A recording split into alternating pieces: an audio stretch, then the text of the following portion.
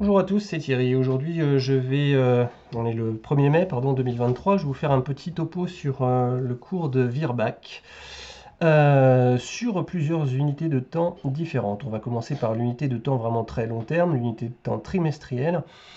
Et on voit que sur cette unité de temps, on a un découpage horizontal avec des reports de range horizontaux, des reports d'amplitude d'à peu près 115 à 120 points.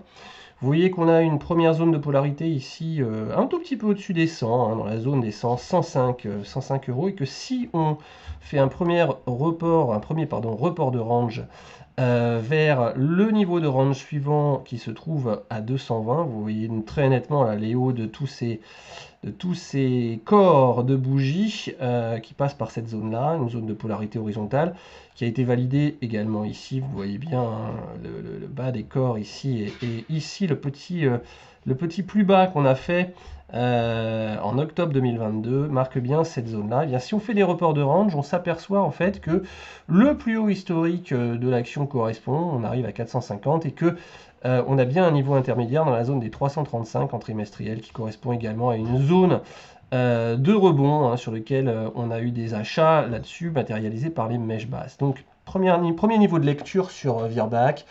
On est dans une tendance long terme maintenant qui est haussière avec une phase 3 haussière, c'est-à-dire des bandes de Bollinger qui sont toutes les deux haussières, et une moyenne mobile 20 périodes qui soutient les cours. Vous voyez qu'à chaque fois qu'on a des bougies rouges comme ça de correction au niveau trimestriel, eh bien depuis l'année 2020 et la période du crash du Covid, puisque là c'était la période du crash du Covid, on vient s'appuyer sur les deux occasions qui ont eu lieu en fait ici, donc lors de la période du crash du Covid, et puis bien entendu récemment en 2022, on vient s'appuyer sur la MM20 trimestrielle. Donc vraiment très grosse maille, on est dans une tendance globalement haussière, portée par la MM20 trimestrielle et rythmée en fait par ces reports d'amplitude horizontaux tous les 115, 120 points. Et vous voyez donc qu'on en conclut qu'en trimestriel, on va surveiller, si on continue de monter, on va surveiller le niveau des 335, étant donné que c'est probablement un niveau où on va pouvoir voir apparaître soit des dégagements de la part des vendeurs, soit l'apparition des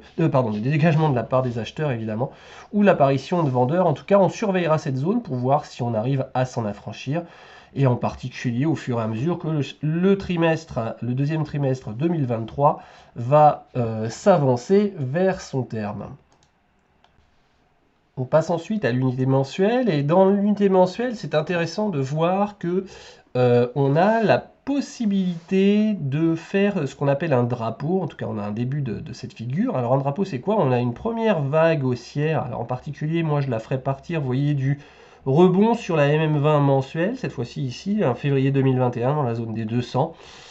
Et cette vague haussière, on la voit, elle est très nette, elle est forte, elle est ample, elle prend à peu près 6-7 mois. Ici, on passe de 200 à plus du double, puisqu'on a atteint les plus hauts à 450. Et donc, suite à cette forte hausse des prix, qui est symbolisée aussi, qui est marquée par, regardez ici, la hausse de la MACD, c'est-à-dire une MACD qui faisait rien, qui était flat, qui était horizontale, qui est assez symbolique des périodes de range où on est en attente.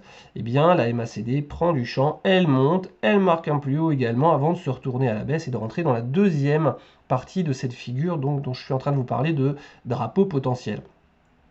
Eh bien, suite à cette première vague de hausse, on a des oscillations baissières à l'intérieur d'un canal relativement étroit, d'accord, légèrement baissier, d'accord. Et donc la théorie fait que si on arrive à sortir de ce haut de canal par le haut, eh bien, on va prendre l'amplitude du premier mouvement de hausse, donc entre 200 et 450, on va le reporter avec le début du rebond en bas de ce drapeau, et ça nous donne un objectif théorique. Donc ici, on est presque revenu au début de la figure des 200, on est revenu à 230, on est 30 points au-dessus, donc ça donnerait quand même un objectif théorique, 30 points au-dessus des plus hauts historiques, donc vers 480. Ça nous donnerait un objectif graphique théorique de long terme, peut-être atteignable dans les mois qui viennent pour Virbac. Donc on va surveiller le haut de ce drapeau, puisqu'on est en train de l'atteindre. Et vous voyez, on est dans un environnement favorable, puisque le cycle court de la puissance cycle est en train de remonter vers sa zone de surachat depuis sa zone de survente. Donc les vents on a le vent dans le dos, on a le vent avec nous pour l'instant pour les haussiers. Hein, d'accord?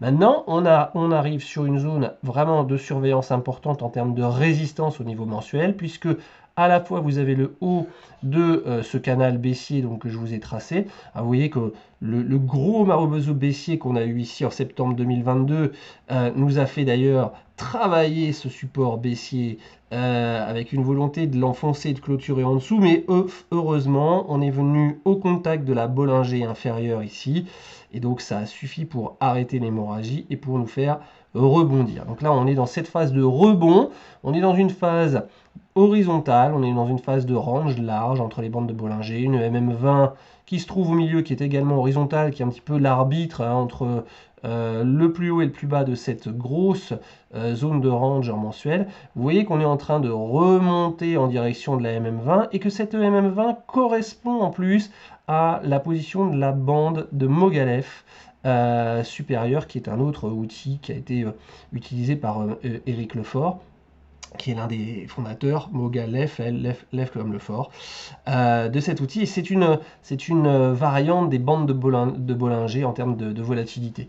Donc, ça veut dire qu'on passe l'essentiel du temps à l'intérieur de ces bandes.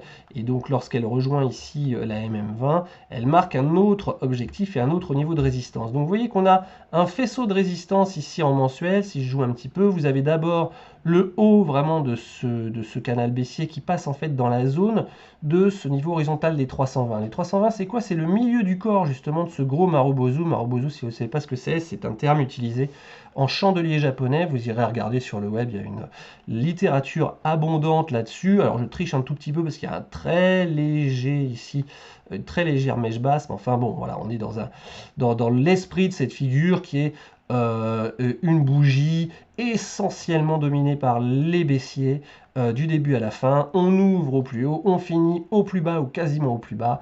Un énorme corps baissier, quasi absence de mèche, c'est ce que j'entends par là. Donc quand vous avez ça, eh bien, le milieu du corps de cette bougie baissière devient une résistance lorsqu'on essaye de remonter. Et donc c'est ce que j'ai mis ici dans la zone des 319-320 à peu près. Donc vous voyez qu'elle flirte avec le haut de ce couloir baissier, que si jamais on arrive à le casser par le haut, eh bien ça peut libérer une énergie haussière supplémentaire.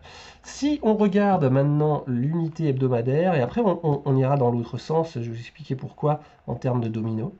En hebdomadaire, vous voyez qu'en fait vous aviez déjà une résistance ici horizontale, elle dans la zone des 300. Et c'est une résistance forte, d'ailleurs j'aurais pas dû mettre une couleur verte là-dessus, puisque pour moi je suis en hebdo et j'aime bien avoir des couleurs par unité de temps, voilà. En hebdo, moi, c'est du rouge. Donc, on a une résistance horizontale à 300 ici. Vous la voyez très très nettement. Hein. C'est le seuil psychologique, hein, le seuil du chiffre rond des 300 qui a été choisi. On a formé une épaule, tête, épaule inversée. Et là, eh bien, cette semaine, nous avons la validation du franchissement de cette résistance hebdomadaire. Alors, ce qui est intéressant maintenant, si on le regarde à l'envers, ça va être, alors on va juste, pour conclure quand même, aller rapidement voir l'unité jour avant de le refaire dans l'autre sens. L'unité jour, vous voyez également très clairement cette zone de résistance des 300 ici, on la voit encore mieux ici sur le court terme. On est repassé en unité jour au-dessus de la MM200, on a hésité une première fois, puis là finalement avec cet enchaînement de bougies vertes, on repasse au-dessus, on a franchi la semaine dernière cette résistance hebdo qui nous bloquait sur les 300 et la MM20 est en train de se retourner à la hausse. Donc ça c'est quelque chose d'intéressant. Si je repars dans l'autre sens, ça nous permet d'envisager quoi sur cette valeur?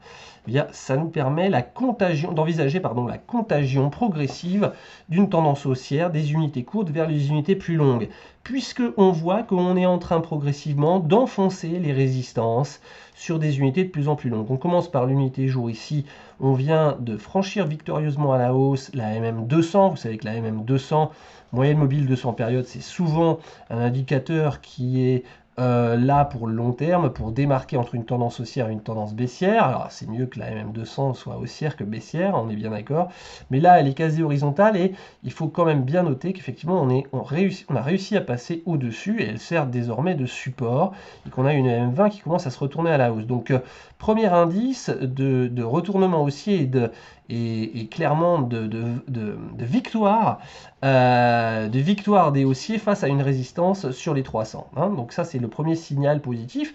Est-ce qu'on a une contagion en hebdo? Eh bien oui, on a une contagion en hebdo à dater de cette semaine, puisqu'on a clôturé également au-dessus de cette ligne, vous voyez, de coup de l'épaule, tête, épaule inversée, et qu'on arrive à s'affranchir au-dessus des 310. Et on est dans une situation où, regardez la MACD ici, elle nous marque l'intention de faire un non-croisement. Et un non-croisement haussier, eh bien, c'est un indice de poursuite de la hausse supplémentaire. Et nous avons également le cycle court ici de la puissance cycle, qui est un autre indice que j'utilise dans mon système de trading, qui nous indique que bien on est redescendu proche de la zone de survente et que tout ça s'est fait sans correction au niveau des prix. Juste une petite latéralisation soutenue tout de suite par la MM200 hebdomadaire.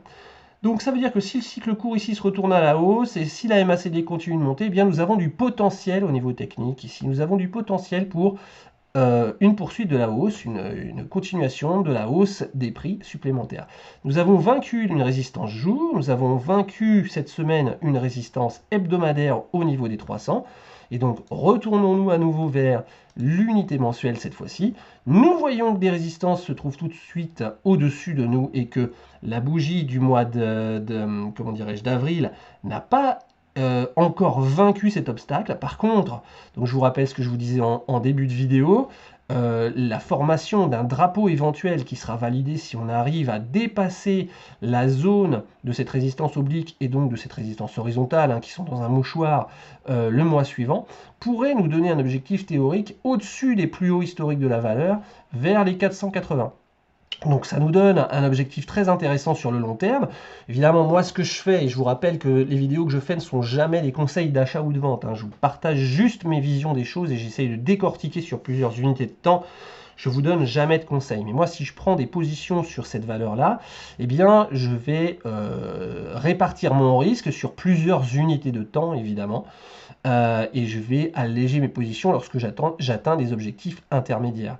Donc l'objectif de long terme maximal pour moi sur Virbac, si jamais il est confirmé en mensuel, si jamais on arrive à s'affranchir de ces résistances-là, il sera sans doute autour des 480, sans doute en mouchoir de poche avec la Bollinger supérieure. En tout cas, vous voyez que ça donne de la marge et que c'est très intéressant de s'intéresser à la valeur dès maintenant pour avoir un ratio risk-reward, hein, gain sur perte, le plus important possible.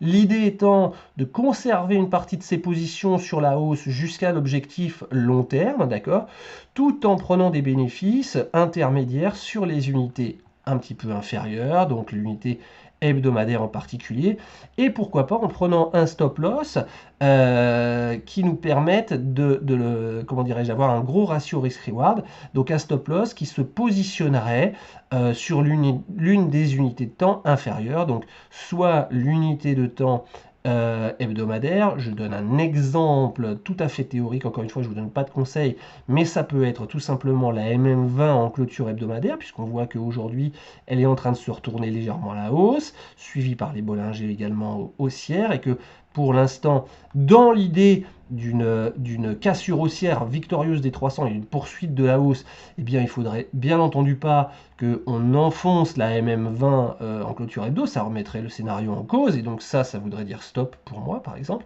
ou bien même un stop loss au niveau de l'unité jour, et là on a vu que je parlais de essentiellement la MM200 qui est cette espèce de juge de paix entre la hausse et la vente. Donc à partir du moment où on a victorieusement franchi cette MM200 et qu'on semble vouloir continuer de monter, si non content de casser déjà la MM20 en daily, on arrive à retravailler et à recasser en dessous la MM200, pour moi ça serait également un signal d'invalidation.